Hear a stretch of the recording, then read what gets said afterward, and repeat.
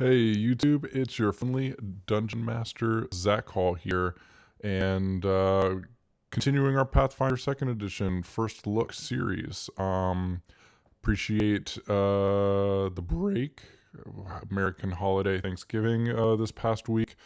I kind of got a little bit obsessed with The Expanse because I was re-binging it before the new season comes out in a few weeks, and so appreciate everybody kind of tuning in and checking out those videos. I did one on the Expanse RPG system from Green Ronin, and then just yesterday uploaded a video kind of taking a look at the Fate Core Space Toolkit that left what the publisher Evil Hat called Prototype. It's essentially an artless but full layout product that they put up for sale, and then if the product reaches a certain amount of a certain amount of money that it makes, they can put in the art, which is really cool. So if you're interested in sci-fi games or Fate Core or The Expanse,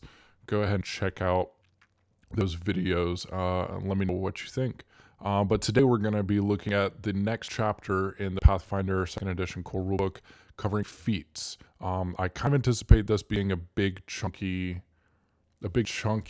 section, a big chunky video. It's possible we might even split it up into multiple videos in case it's necessary, just because from everything that we've seen so far, 2nd Edition is built on feats. And we have a whole chapter dedicated to them. We have seen class feats, some ancestry feats in character creation, but as people kind of warning me and telling me during the skills video, anticipate a lot of skill feats that require maybe a certain level of proficiency in a skill. So I don't really know what to expect other than a lot of cool ways to either A, mechanically do something I haven't even thought of yet, or B, how to kind of bend the rules of the pre-established rules in order to do something pretty cool. So I don't really have a lot of expectations, just because I don't think my box is big enough to even really know what I'm about to look at, but very excited. Side note, I did kind of I broke out a different microphone, so instead of using my USB Yeti, I moved over to something a little bit more complicated. So let me know if you guys have any audio issues, or if it is an improvement or a step back. Let me know, and I can try to adjust moving forward. So let's just go ahead and dive in. Chapter 5, Feats. So all kinds of experiences and trainings can shape your character beyond what you learn by advancing in your class. Abilities that require a degree of training but can be learned by anyone. Not only members of certain ancestries or classes are called general feats. For most classes, you gain a general feat when you reach 3rd level, and then every 4 levels thereafter. Each time you gain a general feat, you can select any feat with the general trait whose prerequisites you satisfy. General feats also include a subcategory of skill feats, which we kind of dipped our toe into in the last Pathfinder video. We expand on what you can accomplish via skills. These feats also have the skill trait. Most characters gain skill feats at 2nd level and every 2 levels thereafter. When you gain a skill feat, you must select a general feat with a skill trait. You can't select a general feat that lacks a skill trait. The level of a skill feat is typically the minimum level at which a character must meet its proficiency prerequisite. Oh, cool. And then they just have a table for us of these feats. And oh boy. So it looks like there's only a few non-skill general feats. Most of them are just level 1. We have a couple higher level. And then it looks like the rest are all pretty much skill feats. Okay. Not nearly as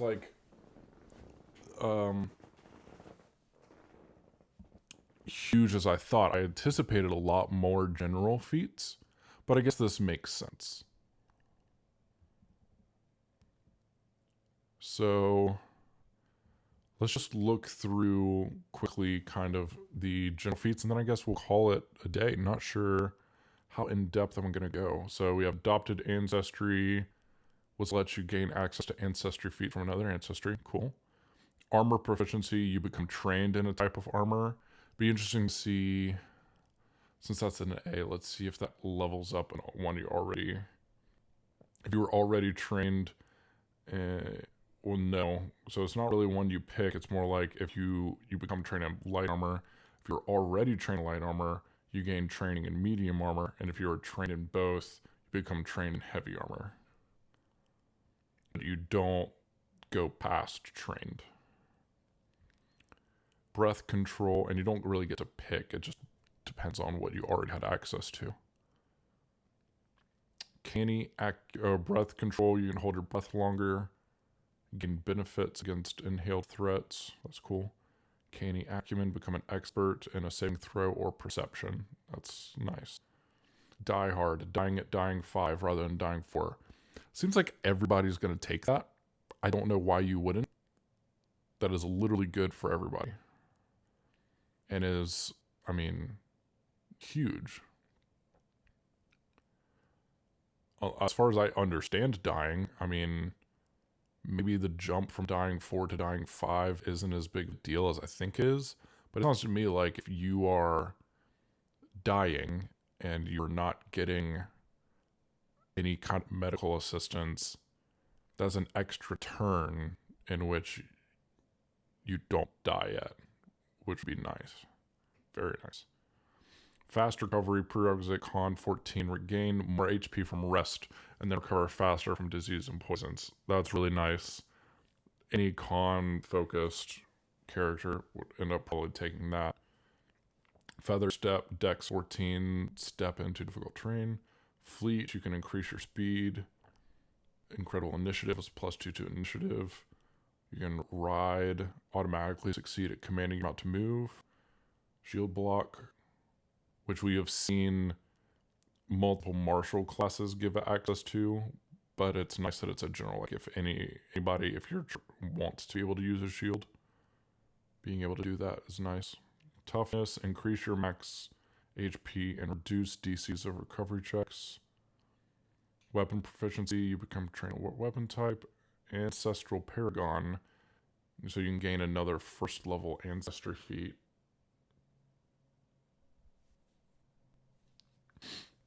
Untrained improvisation, become more adept at using untrained skills. Expeditious search, as long as you're a master in perception, you can search areas in half the time. Incredible investure, invest up to 12 magical. I'm not entirely sure what invest means.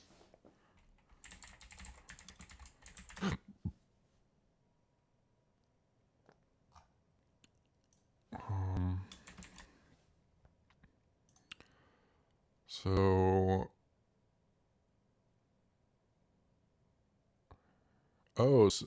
looks like it might be Pathfinder's version of, oh shit, what's it called? Attunement.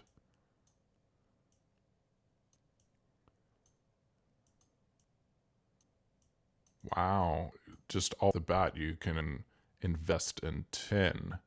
So it goes from 10 to 12. That's a shit ton compared to D&D 5th edition's 3.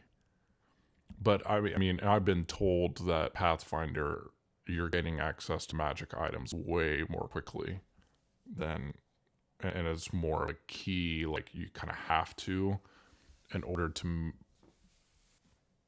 match what your level should be able to accomplish. But that is, yeah, that's a ton compared to 5th edition. All right, so let's just check out some general. You have assurance, where you can basically pick a fixed result on skill checks.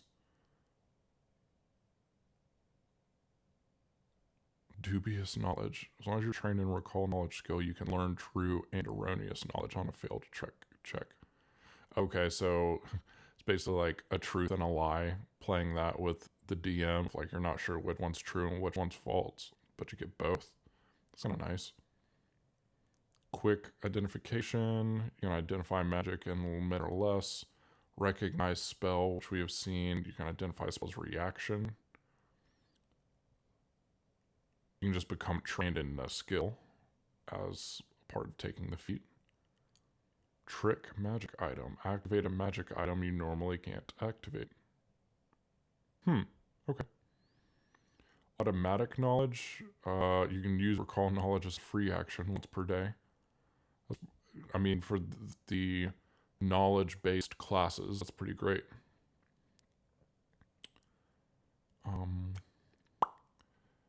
Magical shorthand. Learn spells quickly and at a reduced cost. Quick recognition. Identify spells as a free action. I feel like that, any spellcaster, you probably, like, at least you think about it.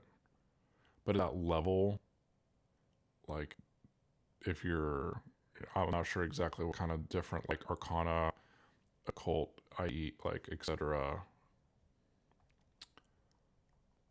fees you would have, but that seems pretty nice. Catfall, so you can treat falls as shorter than they are. You can move swiftly as you squeeze. Maintain your balance. You can crawl at a faster rate. And you can stand up for free without triggering actions at 7. That's pretty nice. Very nice, actually. Arcana.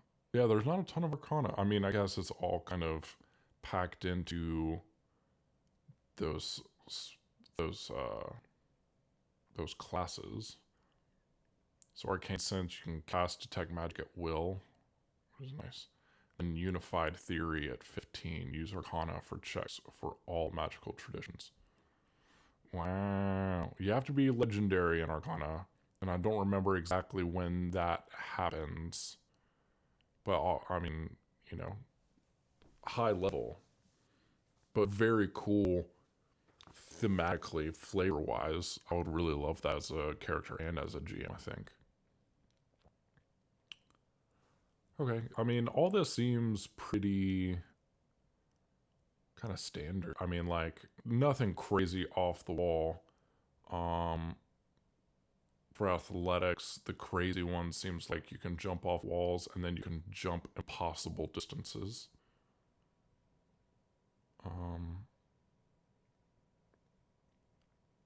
You can craft alchemical items if you're trained in crafting. Craft snares. Craft magic items. And then you can craft anything, which, I mean, I feel like that has to be a have to take at for alchemist, and probably even, you know, crafting seems pretty clutch for probably wizard and rangers. Wizards with like crafting scrolls. I believe that was the wizards that create scrolls. So being able to do that would be pretty cool. So with deception, you can lie. You can remain hidden after creating a diversion. You can use deception to detect lies instead of insight, which is, I think that makes sense as a feat. That's a very, using deception to detect lies, that is a very like fate core thing of, you know, using the skill that you're really good at for a very specific thing instead of the default skill. And I love stuff like that. That is an easy way of making a character really good at very specific things without breaking the game, in my humble opinion. You can set up a disguise in half the time. And you can evade attempts to uncover your true nature. Okay. You can be bargain hunter. You can make an impression on multiple targets at once. You can gather information rapidly. make an impression on a target you've just met, make requests of others with less consequences, and you can parlay with foes with legendary negotiation. It's pretty cool. Yeah, so I mean, all this seems pretty, cool. I don't feel a need to go through and read the details on each individual feat. I'm getting a good glance at it, like seeing what they do in this table, which is super helpful. Thank you, Paizo.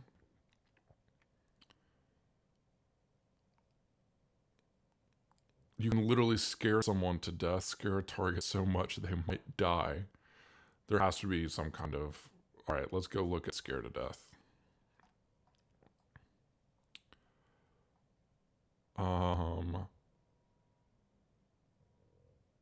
You can frighten foes so much they might die.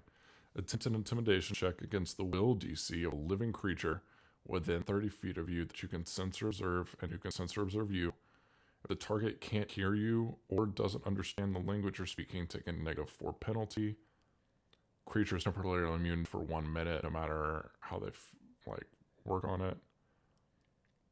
If they critically succeed, or no, if you roll a crit success against their DC, they have to then attempt a fortitude save against your intimidation DC, or they die.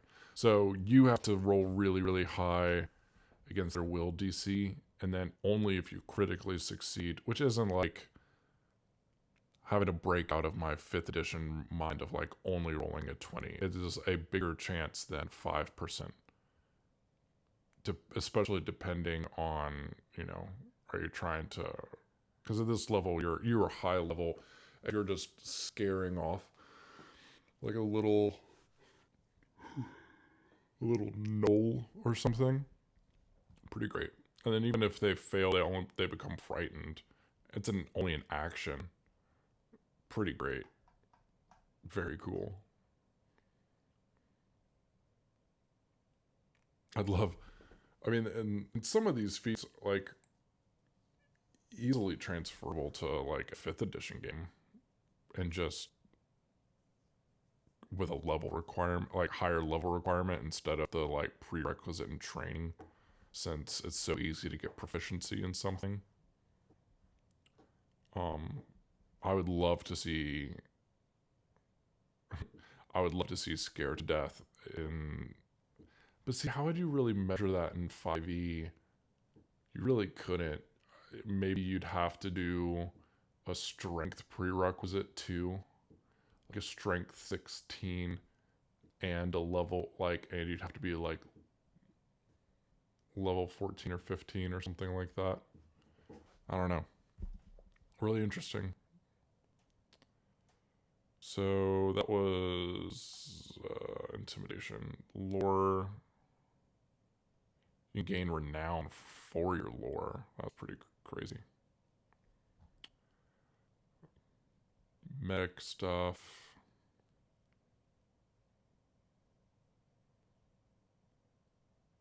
You can remove disease at 15. That's pretty crazy. Anybody, as long as you're an expert in nature, you could get a bonded animal, which is cool. I love that that's broken out. It's not going to be as good as a animal companion, but that means that if you are rolling a kind of nature-y barbarian, you could get a bonded animal, which would just be cool flavor-wise. Ollie in chat calling out battle medicine, healing yourself or an ally in battle. You're right. Yeah, that seems like something almost everybody should take, right? No reason not to. Yeah. I'm gonna have to kind of wrap this up. I have a work thing has kind of popped up, but all I'll say is all these feats seem really, really cool. Obviously the legendary stuff at 15 is super cool and is probably what most folks would take when you get to that level and you have the option of taking that feat. You get your level 15. It looks like society is the only skill that has multiple level 15 skills, one being a code breaker and one being a linguist, which is just dependent on, what kind of character you're playing. But you can, at stealth at 15, you can hide and sneak without cover or being concealed, which is how everybody thinks stealth works anyway. You can survive extreme conditions at survival, again, which is cool, just depending on the game that you're playing. And then you can steal what would normally be impossible to steal with Legendary and Thief. Very cool.